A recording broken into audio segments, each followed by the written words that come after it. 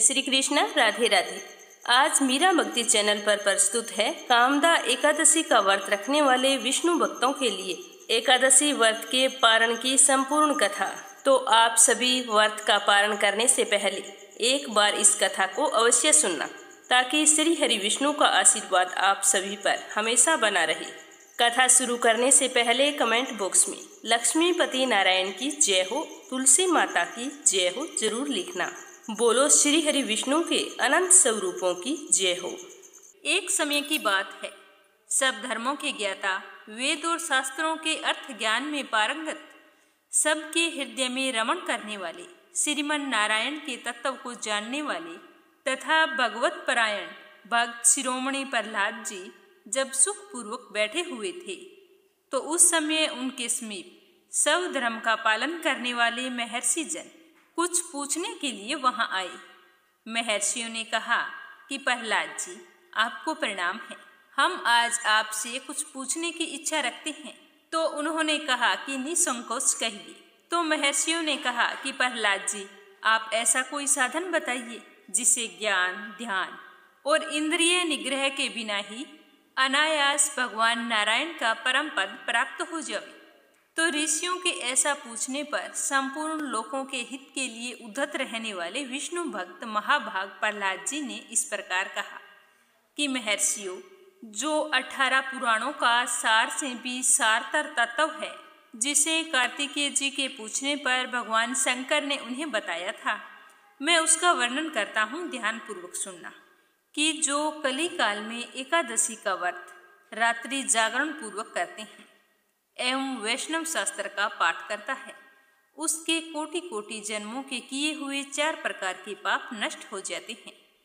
जो एकादशी के दिन वैष्णव शास्त्र का उपदेश करता है, उसे मेरा भक्त जानना चाहिए, जिसे एकादशी व्रत को करने में कोई संशय नहीं होता तथा रात्रि जागरण में निद्रा नहीं आती। जो उत्साह पूर्वक नाचता और गाता है, वही मेरा विशेष भक्त है। मैं उसे उत्तम ज्ञान देता हूँ और भगवान विष्णु मोक्ष प्रदान करते हैं। अतः मेरे भक्त को विशेष रूप से एकादशी व्रत एवं व्रत के दिन रात्रि में जागरण करना चाहिए। जो कोई भगवान विष्णु से वैर रखते हैं, उन्हें पाखंडी जानना चाहिए, और जो एकादशी की रात्रि को जागरण भजन करते हुए रात बिताते हैं, उन्हें आधे निमेष मात्र में अग्निटोम तथा अति रात्र यज्ञ के समान फल प्राप्त होता है। जो रात्रि जागरण में बारंबार भगवान विष्णु के मुखारविंद का दर्शन करते हैं, उनको भी वही फल प्राप्त होता है। जो मनुष्य द्वादशी तिथि को एक बार पारण एवं भगवान विष्णु के आगे जागरण करते हैं, वे यमराज के पास से मुक्त हो जाते हैं। जो द्वादशी को भगवान का स्मरण करते हुए रात्रि जागरण करे और गीता शास्त्र से मनोविनोद करते हैं, वे भी यमराज के बंधन से मुक्त हो जाते हैं। जो प्राण त्याग हो जाने पर भी द्वादशी का जागरण नहीं छोड़ते, वे धन्य और पुण्य आत्मा होते हैं। जिनके वंश के लोग एकादशी की रात में जागरण करते हैं, वे ही धन्य हैं। जिन्होंने एकादशी को जागरण किया है, उन्होंने यज्ञ, दान, गया, श्राद्ध और नित्य प्रयाग स्नान कर लिया है। ऐसे भक्तों को सन्यासियों के सन्यास का पुण्य फल भी मिल जाता है और उनके द्वारा इष्टापूर्त कर्मों का भी भली भांति पालन हो जाता है। षडानन भगवान विष्णु के भक्त जागरण सहित एकादशी का व्रत करते हैं, इसीलिए वे मुझे सदा ही विशेष प्रिय होते हैं। जिसने वर्धनी एकादशी की रात में जागरण किया है, उसने पुनः प्राप्त होने वाले शरीर को स्वयं ही भस्म कर दिया है। जिसने 30 वर्षा एकादशी को रात्रि में जागरण किया है, वह भगवान विष्णु के स्वरूप में लीन हो जाता है। जिसने हरि प्रबोधनी एकादशी की रात में जागरण किया है, उसके स्थूल सूक्ष्म सभी पाप नष्ट हो जाते हैं। जो द्वादशी की रात में जागरण तथा ताल स्वर के साथ संगीत का आयोजन करता है, उसे महान पुण्य की प्राप्ति होती है। जो एकादशी के दिन ऋषियों द्वारा बनाए हुए दिव्य स्त्रोतों से, ऋग्वेद, यजुर्वेद, सामवेद के वैष्णव मंत्रों से, संस्कृत और प्राकृत के अन्य स्त्रोतों से एवं गीत वाद्य आदि के द्वारा भगवान श्री हरि विष्णु को संतुष्ट करता है, उसे भगवान विष्णु भी परम आनंद प्रदान करते हैं। जो एकादशी की रात में भगवान विष्णु के आगे वैष्णव भक्तों के समीप गीता और विष्णु सहस्त्र नाम का पाठ करता है, वह उस परम धाम में जाता है जहाँ साक्षात भगवान नारायण विराजमान है। पुण्य में भागवत तथा स्कंद पुराण भगवान विष्णु को अत्यंत प्रिय है। मथुरा और व्रज में भगवान विष्णु के बाल चरित्र का वर्णन किया गया है।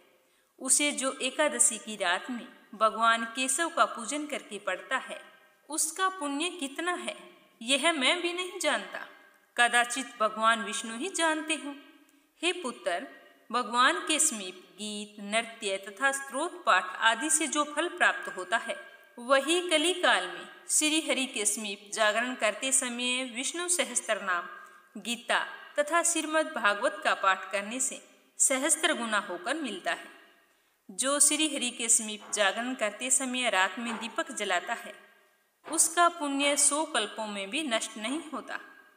जो व्रत के साथ रात्रि जागरण में मंजरी सहित तुलसी दल से भक्ति पूर्वक श्री हरि की पूजा करता है, उसका पुनः इस संसार में जन्म नहीं होता।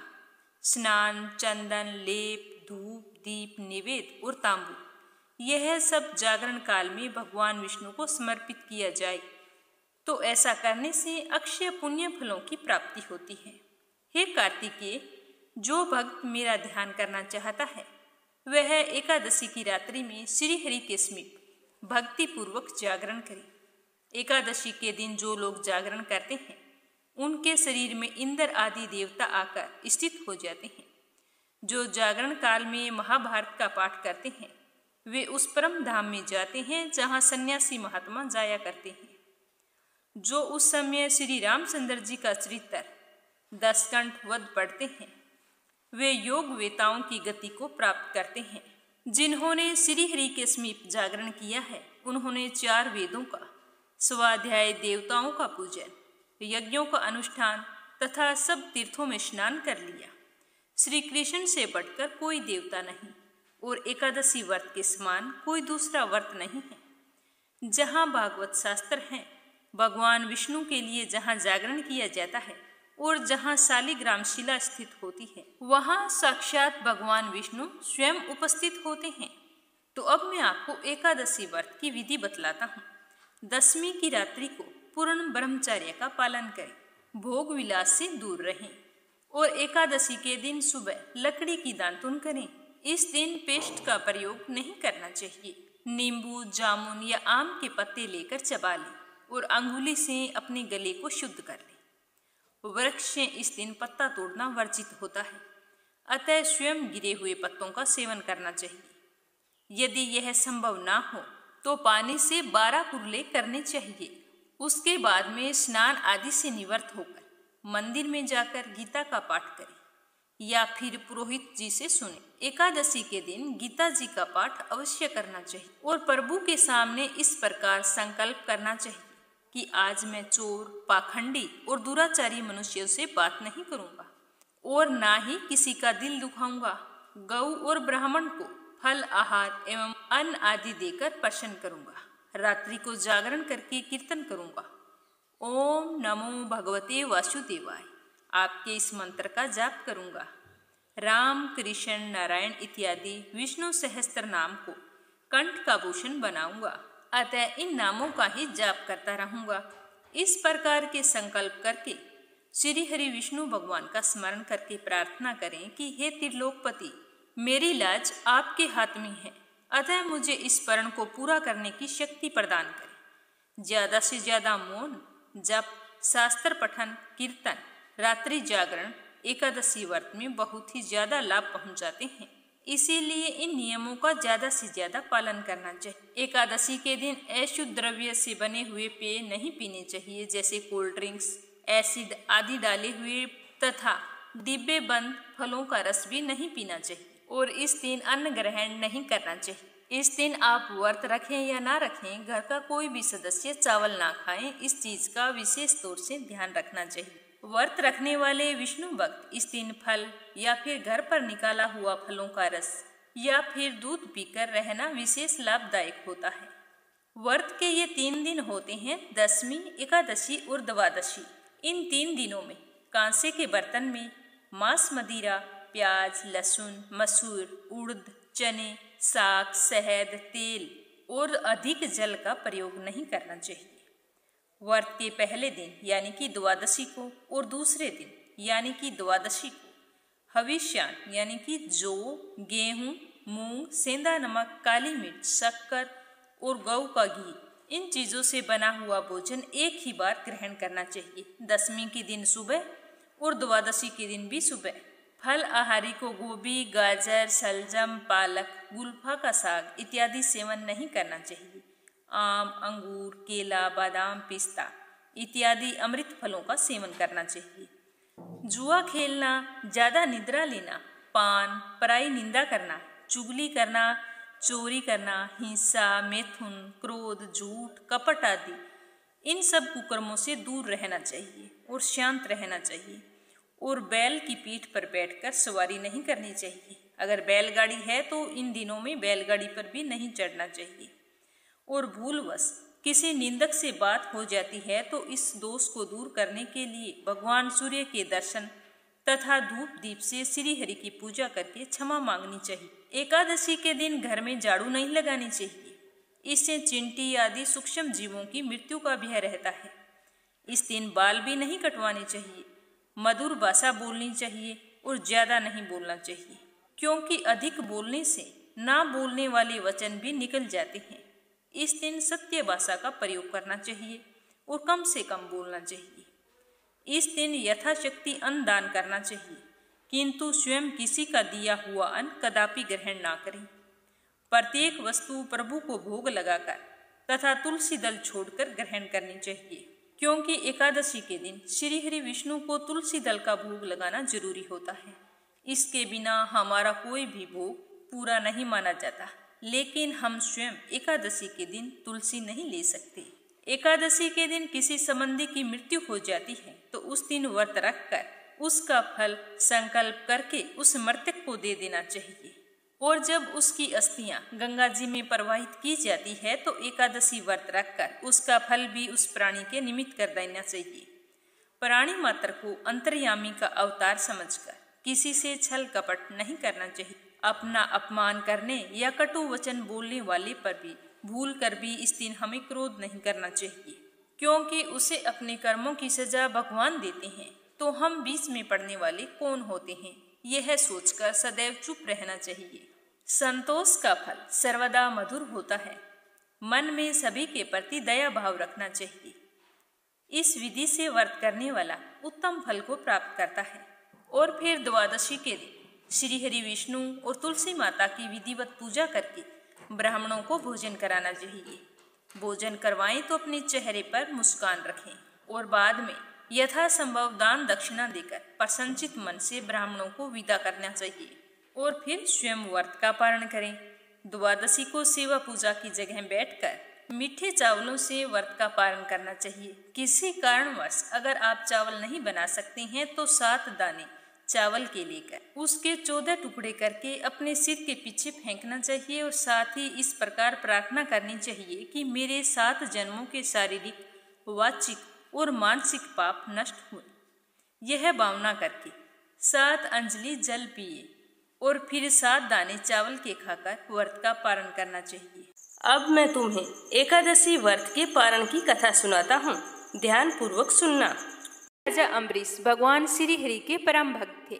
वे पृथ्वी के 7 द्वीप, अचल संपत्ति और अतुल ऐश्वर्य के शासक होने पर भी इन्हें स्वपन तुल्य समझते थे, क्योंकि वे जानते थे कि जिस धन वैभव के लोभ में पड़कर मनुष्य घोर नरक में जाता है वह केवल 4 दिन का सुख होता है। राजा अम्बरीश का भगवान श्री कृष्ण में और उनके प्रेमी साधुओं में परम प्रेम था।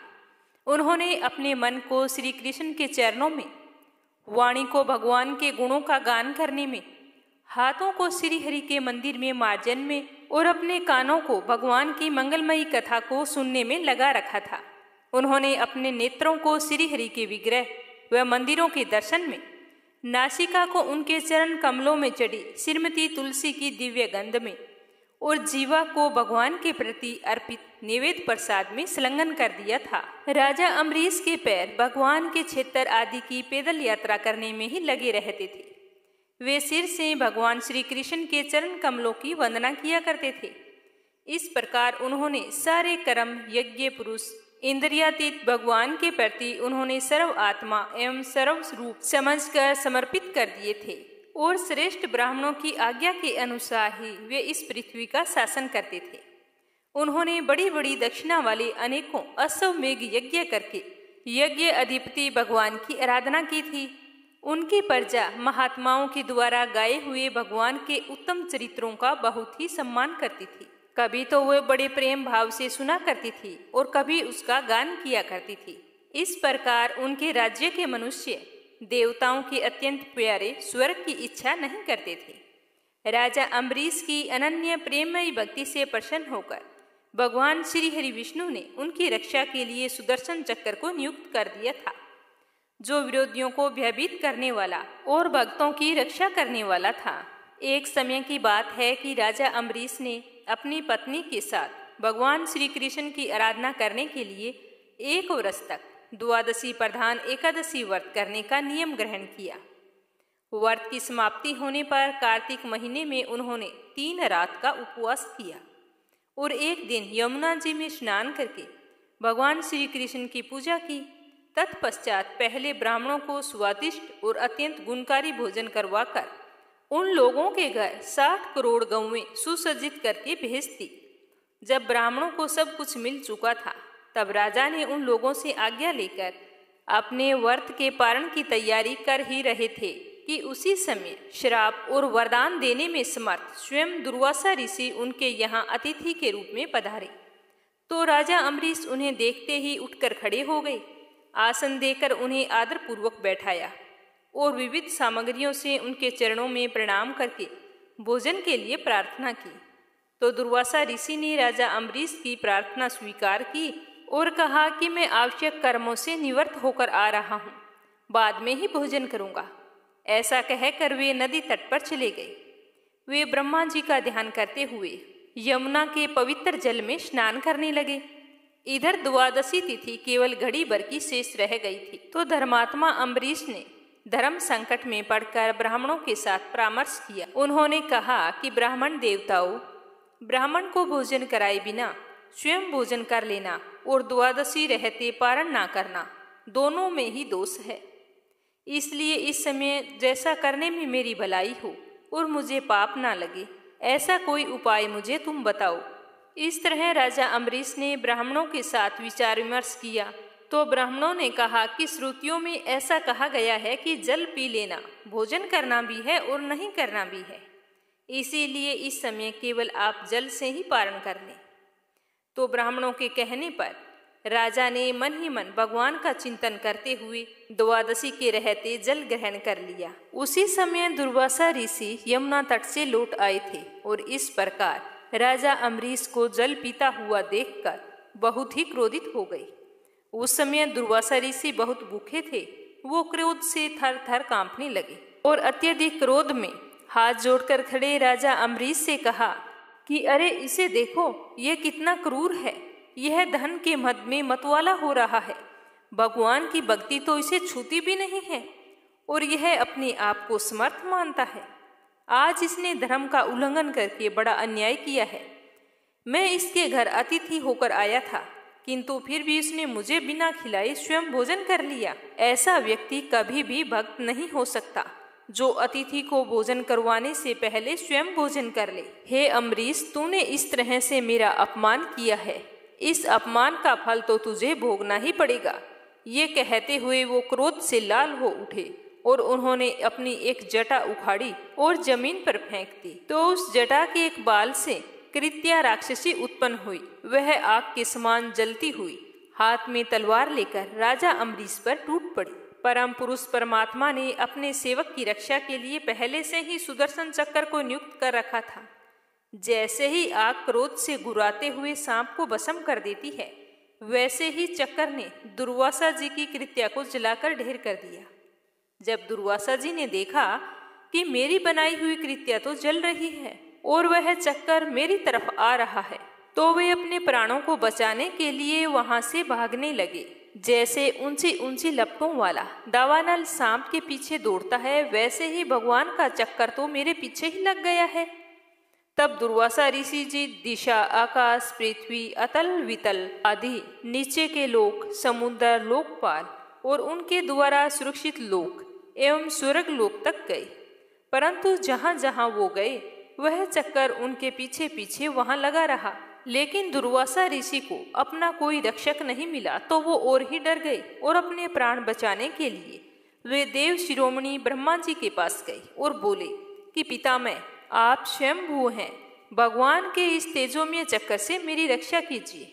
तो ब्रह्मा जी ने कहा कि दुर्वासा जी, मैं, शंकर जी, दक्ष, भृगु आदि प्रजापति, भूतेश्वर आदि सब जिनके बनाए नियमों में बंधे हैं तथा जिनकी आज्ञा शिरोधार्य करके हम लोग संसार का हित करते हैं, उनके भक्त के द्रोही को बचाने में हम समर्थ नहीं हैं। जब ब्रह्मा जी ने इस प्रकार दुर्वासा को निराश कर दिया, तब भगवान के चक्कर से संतप्त होकर वे कैलाशवासी भगवान शंकर की शरण में गए। तो शंकर जी ने कहा, दुर्वासी, जिनसे पैदा हुए अनेक ब्रह्मांडों में हमारे जैसों हजारों चक्कर काटते हैं, यह चक्कर उन्हीं विश्वेश्वर का शस्त्र है। यह हम लोगों के लिए असंभव है। तुम उन्हीं की शरण में जाओ, वे भगवान ही तुम्हारा मंगल करेंगे।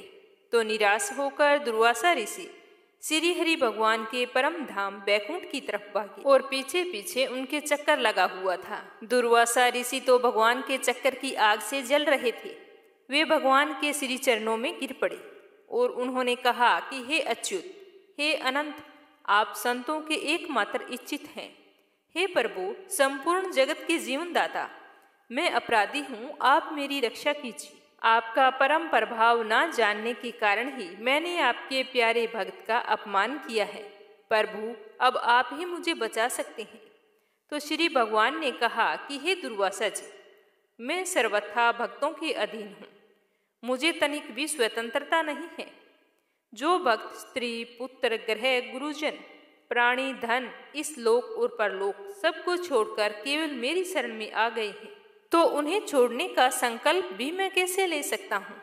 इसमें संदेह नहीं है कि ब्राह्मणों के लिए तपस्या और विद्या परम कल्याण के साधन है, परंतु यदि ब्राह्मण उद्दंड और अन्यायी हो जाए तो वे ही दोनों उल्टा फल देने लगते हैं।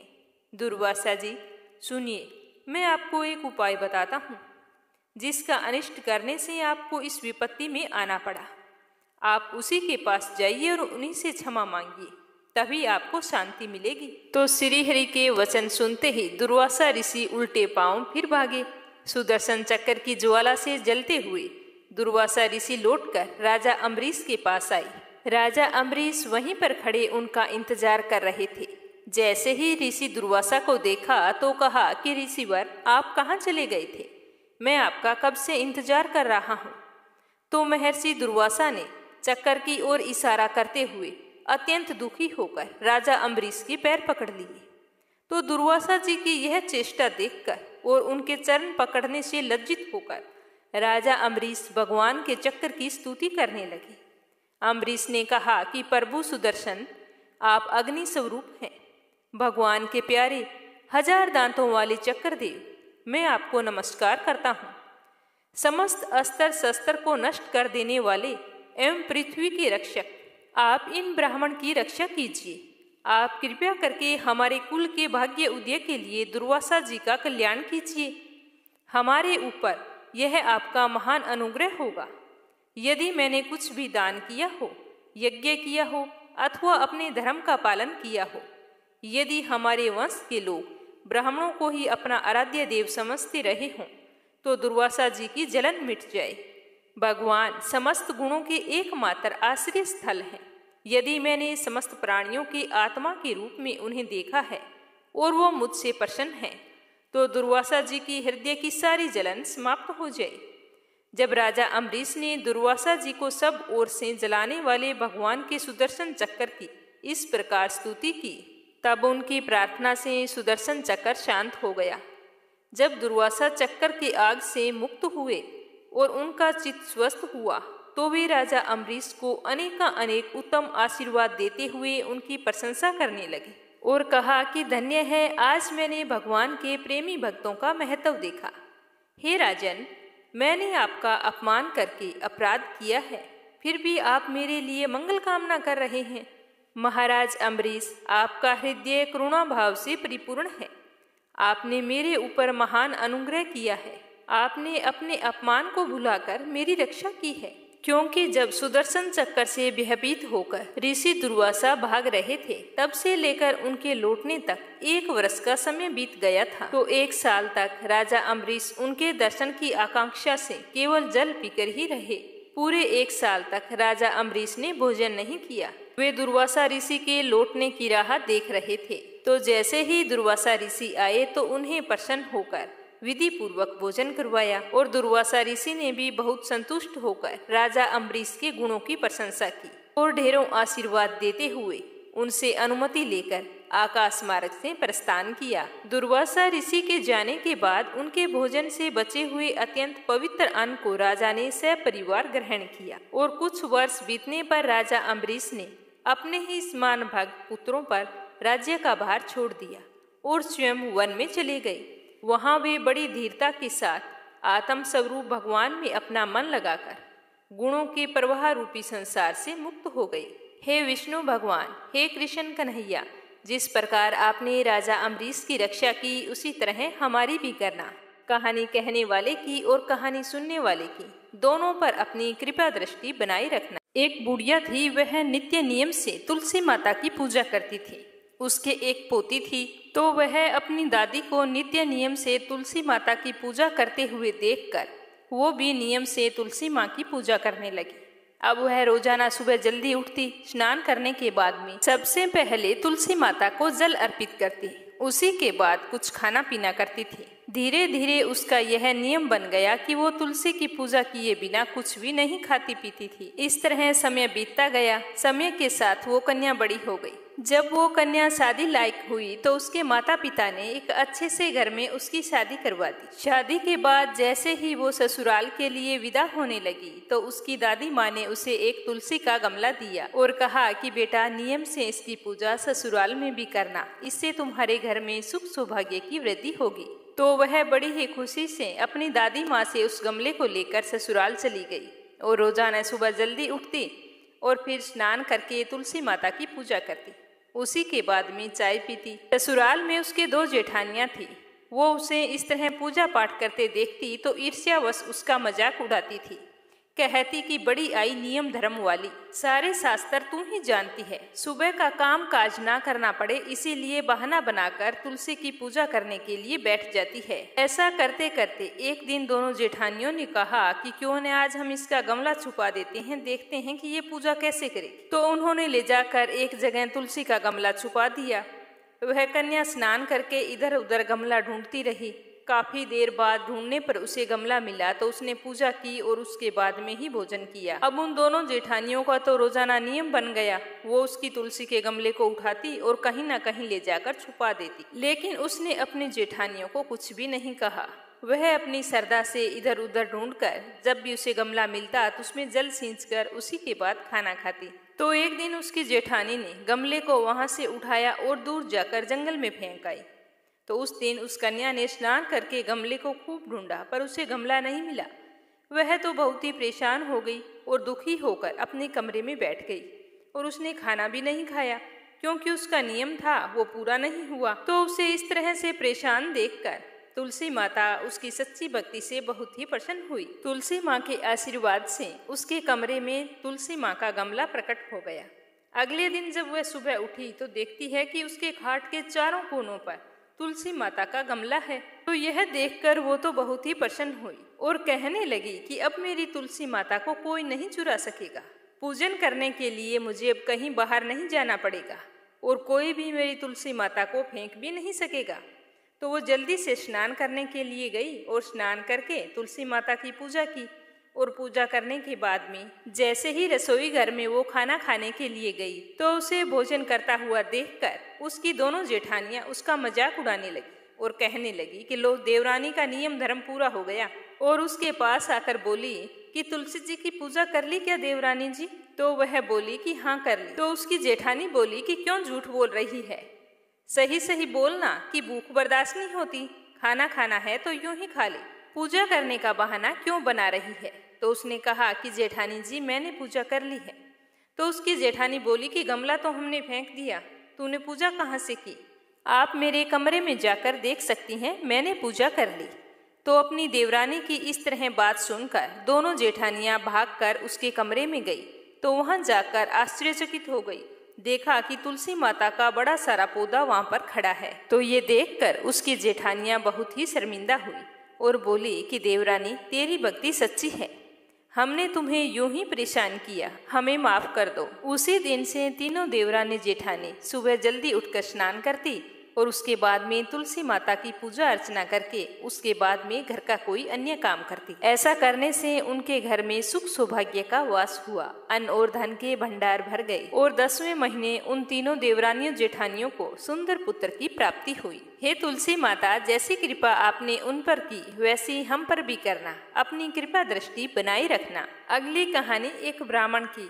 एक ब्राह्मण था, वह सुबह सवेरे स्नान करके मंदिर जाता था।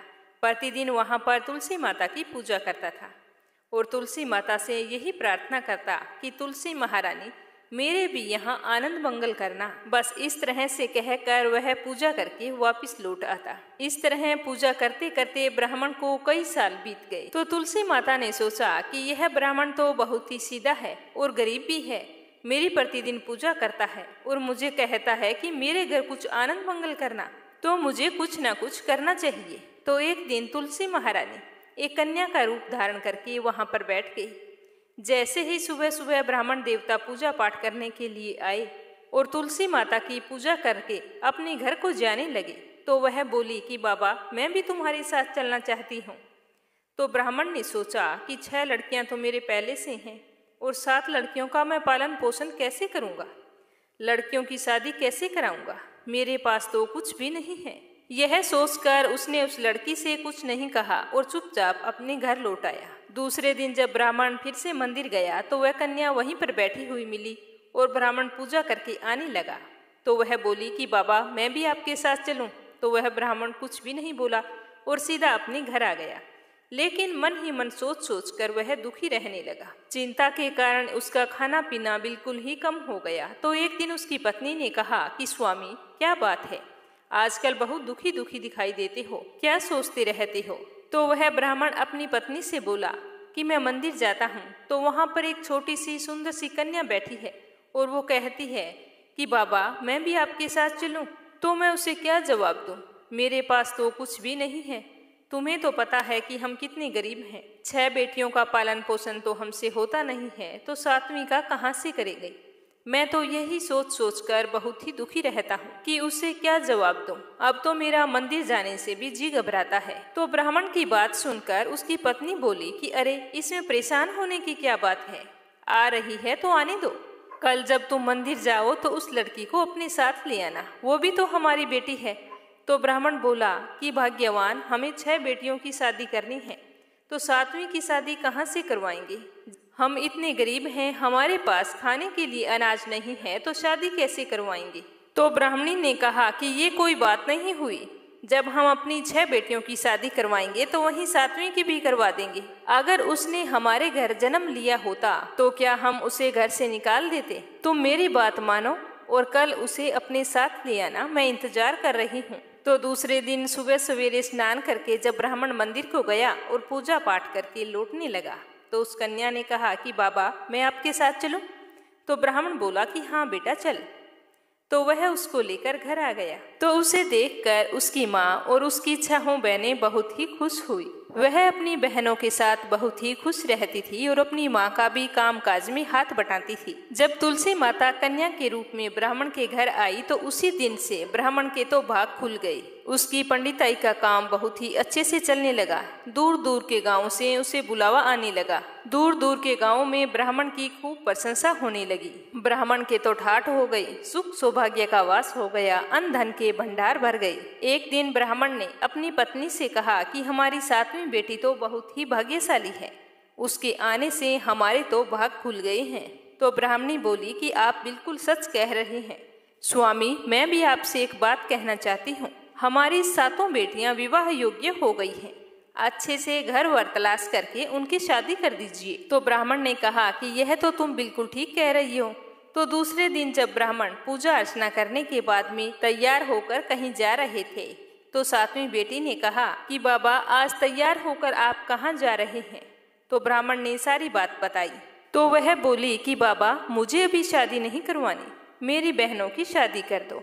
मैं उनकी शादी में नाचना चाहती हूँ और मेरी शादी बाद में करना। तो इस तरह से फिर उसकी 6 बहनों की अच्छे घर में शादी तय कर दी और तुलसी माता की कृपा से उनके घर में सारे जेवर, कपड़ा, खाना सब कुछ तैयार हो गया और उन सभी बहनों की अच्छी धूमधाम से शादी हुई और वो सभी अपनी अपने ससुराल चली गई। अगले दिन ब्राह्मण सुबह सवेरे उठे तो देखा कि आंगन के बीचों बीच एक तुलसी का पौधा है। तो ब्राह्मण को देखकर यह बहुत ही आश्चर्य हुआ कि मेरे आंगन में तुलसी का पौधा कैसे आया। तो उसने जल्दी से ब्राह्मणी को उठाया और दोनों जैसे ही तुलसी के पौधे के पास गए तो उन्हें अपनी 7वीं बेटी का मुस्कुराता हुआ चेहरा उस तुलसी की पौधे में दिखाई दिया। तो यह देखकर दोनों की आंखों में खुशी के आंसू छलक आए और दोनों कहने लगे कि इतने दिनों तक हमारे साथ तुलसी माता स्वयं रही और हमें पता भी नहीं चला। फिर उसी दिन से ब्राह्मण और ब्राह्मणी स्नान करके पहले तुलसी माता की पूजा करते, पूजा करने के बाद में ही कोई दूसरा काम करते। हे तुलसी माता, जैसा आपने ब्राह्मण को दिया वैसा सबको देना, जैसा